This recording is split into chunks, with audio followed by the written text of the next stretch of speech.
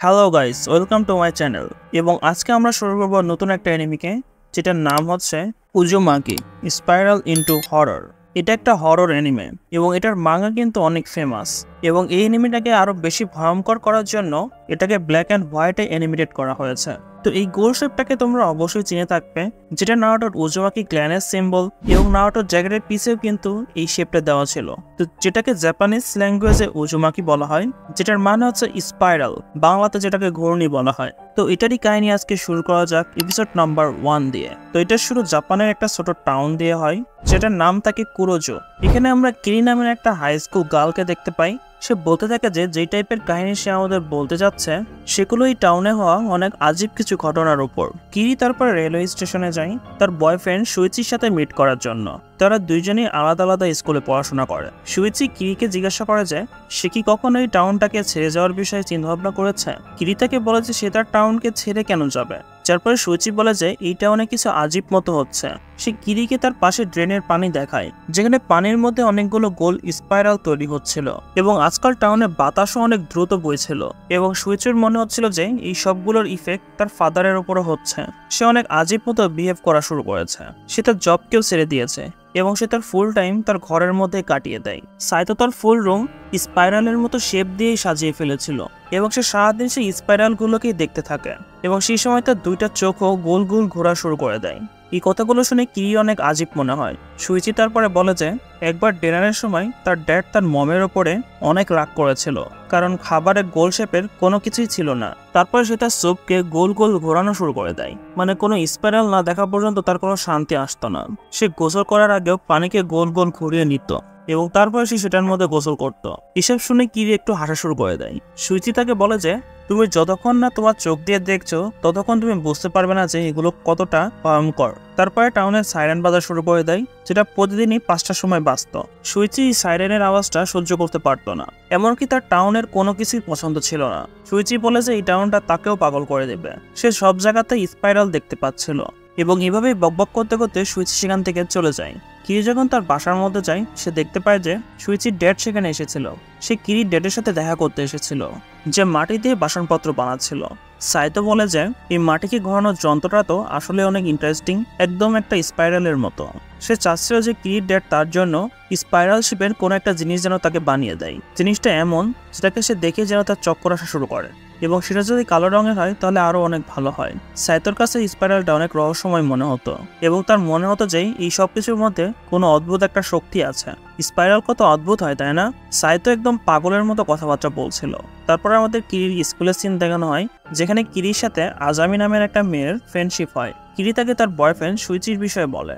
তার বয়ফ্রেন্ড আগে স্কুলেই পড়তো, বাট এখন সে শহরে পড়তে চায় এবং সে ডেইলি ট্রেনে যাওয়া আসা করে। আজামি বলে যে তার তো তাদের দুইজনের উপর অনেক হিংসা হচ্ছে, কারণ তার পছন্দের তার স্কুলে তো কোনো ছেলেই নেই। কিরি বলে যে তুমি তো কত সুন্দর, তুমি চাইলে যে কোনো ভালো ছেলেই তো পেয়ে যাবা। তারপরে কিরি আজামির মাথার উপরে মানে কপালের কাছে একটা চিহ্ন মতো দেখতে পায়। আজামি বলে যে সে যখন ছোট ছিল তখন তার কপালে এই চোটটা লেগেছিল। সে একটা ছেলেকে ইমপ্রেস করার চেষ্টা করছিল। সে একটা দড়ির ওপর হেঁটে দেখাচ্ছিল, বাট সে সেখান থেকে পড়ে যায়, যার ফলে তার মাথাতে সেই চোটটা লেগে যায়।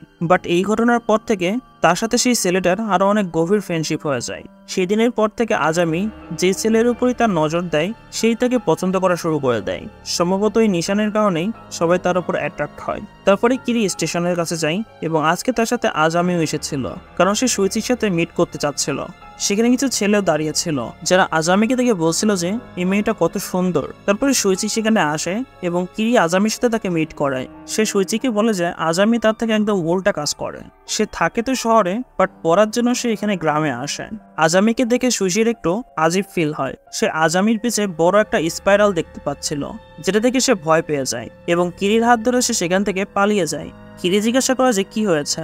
সুইচি বলে যে সে আজামির মধ্যে স্পাইরাল দেখতে পেয়েছে এবং সে কিরিকে তার সেই ফ্রেন্ডের থেকে মানে আজামির থেকে দূরে থাকতে বলে। তারপরে কিরি যখন তার বাসায় আসে তার ড্যাড তাকে বলে যে সাইতো তাকে যে বাসনটা বানাতে বলেছিল সেটা কমপ্লিট হয়ে গেছে, তো কিরি কি সেটা তার বাসায় ডেলিভার করে দিতে পারবে।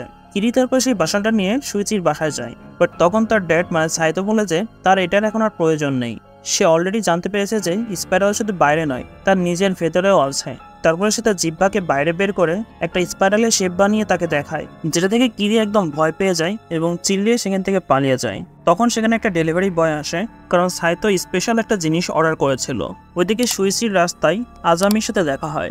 আজামি তাকে বলে যে প্রত্যেকটা ছেলে তার পিছে পাগল, বা সুইচি তাকে দেখে কেন পালিয়ে গিয়েছিল। সুইচি আবার আজামির পিছে সেই স্পাইরালটা দেখতে পায় এবং সে তাকে জিজ্ঞাসা করে যে তার মাথায় ওটা কি। আজামি বলে যে এটা তো শুধুমাত্র একটা আঘাতের নিশান, বাট যখন সে তার মাথা থেকে চুল সরায় তখন সেই চিহ্নটা একটা স্পাইরালের শেপ নিয়ে নিয়েছিল। সুইচি তখন বলে যে তার উপর এই টাউনের বদনজর পড়ে গেছে, এই কারণে তার চিহ্নটা চেঞ্জ হয়ে স্পাইরাল হয়ে গেছে। সে আজামিকে বলে যে কোনো খারাপ কিছু হওয়ার আগেই এই টাউন থেকে চলে যাও। আজামি বলে যে সে এমনটা করতে পারবে না, কারণ সে সুইচির প্রেমে পড়ে গিয়েছে এবং এমনটা তার এর আগে কখনোই ফিল হয়নি। সুইচি বলে যে এই টাউন থেকে চলে যাও, এতেই তোমার ভালো হবে, না হলে অনেক দেরি হয়ে যাবে। এটা বলে সুইচি সেখান থেকে পালিয়ে যায়। তারপরে কিছুদিন পর সুইচির ফাদারের ডেথ হয়ে যায় এবং তাকে জ্বালিয়ে দেওয়ার জন্য শ্মশান মতো জায়গায় নিয়ে যাওয়া হচ্ছিল। সবাইকে এটা বলা হয়েছিল যে সিঁড়ি থেকে পড়ে তার মৃত্যু হয়ে গেছে, বাট এটা একটা মিথ্যা কথা ছিল। বাট সুইচি কিরিকে আসল সত্যিটা বলে, তার ফাদার অনেক বেশি পাগল হয়ে যাচ্ছিল। তো সুইচি তার মমের সাথে শহরের একটা হসপিটালে যায়, কারণ তারা তার ফাদারকে সেখানে অ্যাডমিট করার চিন্তা ভাবনা করছিল।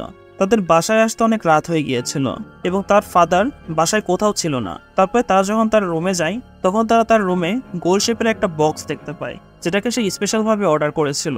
তারা যখন সেই বক্সের ঢাকনাটা সরায় তারা দেখতে পায় সেটার মধ্যে সাইতো ছিল, মানে তার ফাদার ছিল, যে তার ফুল শরীরকে স্পাইরাল বানানোর জন্য সেই বক্সের মধ্যে নিজেকেই ঢুকিয়ে নিয়েছিল। এর ফলে তার শরীরের সব হাড়টিগুলো ভেঙে গিয়েছিল, যার ফলে তার মৃত্যু হয়ে গেছে। ঠিক তখনই সবাই আকাশে বড় একটা স্পাইরাল দেখতে পায়, যেটা সাইতো জ্বলে যাওয়া বডির ধোঁয়া থেকে তৈরি হচ্ছিল। সবাই স্পাইরালটাকে দেখে অনেক ভয় পেয়ে যায়, কারণ তারা কখনোই এর আগে এমন কিছু দেখেনি। সেই ধোঁয়াটা হঠাৎ করে আকাশ থেকে মাটিতে আসা শুরু করে, যেটা একদম টাউনের নিচে পর্যন্ত চলে যাচ্ছিল। তারপরে সুইচির মাদার ইউকি চিল্লানো শুরু করে দেয়, কারণ সেই স্পাইরালের মধ্যে সাইতোকে দেখতে পাচ্ছিল। ধরো সে নিজেই এখন একটা স্পাইরাল হয়ে গেছে। এটা দেখে তার মা একদমই ভয় পেয়ে যায় এবং জোরে জোরে কান্না করতে থাকে এবং চিল্লাতে থাকে। তো সুইচি তাকে নিয়ে হসপিটাল চলে যায়। তখন আজামিও সেখানে চলে আসে, কারণ কিরির জন্য তার অনেক চিন্তা হচ্ছিল। তখন হঠাৎ করে সেখানে জোরে একটা বাতাস হয় এবং তার মাথার চুলগুলো সরে যায় এবং কিরি দেখতে পায় যে আজামির মাথার উপরে গোল বড় একটা গর্ত মতো হয়ে গিয়েছিল, যেটা থেকে কিরি অনেক ভয় পেয়ে যায় এবং আজামি সেখান থেকে চলে যায়। ওইদিকে হসপিটালে সুইচির মাদার একদমই শান্ত হচ্ছিল না। সে নার্সের খোপাতেও স্পাইরাল দেখতে পাচ্ছিল, যেটা থেকে সে আরও চিল্লানো শুরু করে দেয়। ওইদিকে আজামির সাথে একটা ছেলে দেখা করতে আসে, যে অনেকদিন ধরে তার পিছে পড়েছিল এবং সে তাকে ডেটে নিয়ে যেতে চায়, বাট আজামি সবসময় তাকে মানা করে দেয়। সেই ছেলেটা বলে যে সে বুঝতে পারে না সে কেন আজামির পিছে সবসময় চলে আসে, সে তার জন্য সবকিছু করতে রাজি। এটা শুনে আজামির মাথায় এটা সুযোগ নেওয়ার চিন্তা ভাবনা চলে আসে। পরের দিন কি নোটিস করে যে আজামি সেদিন স্কুলে আসেনি। তখন ক্লাসে কাতায়ামা নামের একটা ছেলে আসে, যে অনেক লেট ছিল এবং বৃষ্টির কারণে পুরোপুরি একদম ভিজে গিয়েছিল। কাতায়ামা অনেক আজীবভাবে কথাবার্তা বলছিল এবং অনেক আস্তে আস্তে সে চলাফেরা করছিল। ক্লাসে কিছু বাচ্চা তাকে নিয়ে অনেক মজা করছিল। তারপরে স্পোর্টসের সময় কাতায়ামার কারণে তার টিম হেরে যায় এবং চেঞ্জিং রুমে তার টিমের সবাই মিলে কাতায়ামাকে বলি করা শুরু করে দেয়। তারা সবাই তার সব কাপড় চোপড় খুলে নেয় এবং তাকে একদম বস্ত্রহীন করে দেয় এবং তাকে টেনে নিয়ে রুমের বাইরে নিয়ে চলে আসে। তারপরে সবার নজর তার পিঠের ওপরে যায়, যেখানে একটা স্পাইরালের চিহ্ন হয়েছিল।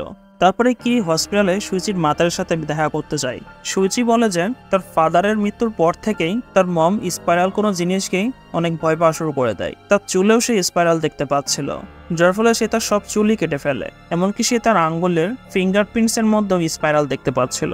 সে কেচি দিয়ে তার আঙ্গুলের চামড়াগুলোও কেটে ফেলে। প্রত্যেকটা স্পাইরালই সাইতো সেই সিনটা মনে করিয়ে দিচ্ছিল, যে বলছিল যে ইউকিও যেন তার মতো স্পাইরাল হয়ে যায়। তার মাদারের সাথে মিট করার জন্য সুইচি তার হাতে গ্লাভস এবং মাথায় টুপি পরে আসে।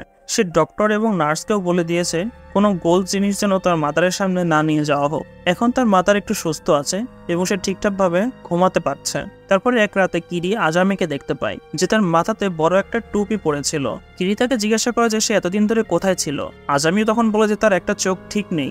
সে তার টুপিটা খুলে তাকে দেখায়। আমরা দেখতে পাই তার মাথার স্পাইরালটা আরো অনেক বেশি বড় হয়ে গিয়েছিল, এত বড়ই যে আজামির একটা চোখ সেটার মধ্যে চলে যায়। এটা থেকে কিরি অনেক ভয় পেয়ে যায়। বাট আজামি তাকে কিছুই করে না, সে সেখান থেকে চলে যায়। সে সরাসরি একটা পার্কে চলে যায়, যেখানে সেই ছেলেটা মিথ্যা বলে সুইচিকে সেখানে ডেকেছিল। সে বলে যে সে আজামির কাজ করে দিয়েছে, তো এখন তো সে তার গার্লফ্রেন্ড হয়ে যাবে, তাই না? আজামি হাসতে হাসতে না বলে, কারণ তার তো শুধুমাত্র সুইচিকে প্রয়োজন। এটা শুনে সেই ছেলেটা রাগ করে তার মাথা থেকে টুপিটা সরিয়ে ফেলে, এবং তারা দুইজনেই দেখতে পায় যে আজামের মাথার উপরে মানে মুখের উপরে বড় একটা গর্ত মতো হয়ে গিয়েছিল, এবং সেই গর্তের মধ্যে থেকে কোনো একটা শক্তি সেই ছেলেটাকে টেনে নিচ্ছিল, এবং আজামি সেই ছেলেটাকে পুরোপুরি একদম খেয়ে ফেলে। কিরি চিল্লানোর আওয়াজ শুনে এদিকে চলে আসে, এবং সুইচি একটা গাছের উপরে উঠেছিল। সে কিরিকে বলে যে আজামি একটা ছেলেকে জীবিত খেয়ে ফেলেছে, এবং সেই স্পাইরালটা আজামিকেও তার নিজের মধ্যে টেনে নিচ্ছে, এবং আস্তে আস্তে আজামির ফুল শরীরটাই স্পাইরালের মধ্যে চলে যায়, এবং এই ফার্স্ট এপিসোডটা এখানেই শেষ হয়ে যায়। তো তোমাদের এই এনিমিটা কেমন লেগেছে আমাকে কমেন্টের মাধ্যমে অবশ্যই জানিয়ে দিবা, এবং এটাও আমাকে জানিয়ে দিবা যে এই এনিমিটা ব্ল্যাক অ্যান্ড হোয়াইটে বেশি ভালো লাগছে না কালারে হলে বেশি ভালো হতো, এবং এই স্পাইরালের রহস্যটা কি এটা জানার জন্য তোমাদের অবশ্যই পরের এপিসোডগুলো দেখতে হবে, এবং সেই এপিসোডগুলো দেখার জন্য অবশ্যই আমার চ্যানেলকে সাবস্ক্রাইব করে রাখো, এবং ভিডিওতে লাইক করে রাখো, শেয়ার করে রাখো। দেখা হচ্ছে নেক্সট ভিডিও নিয়ে। Till then, tata, bye by.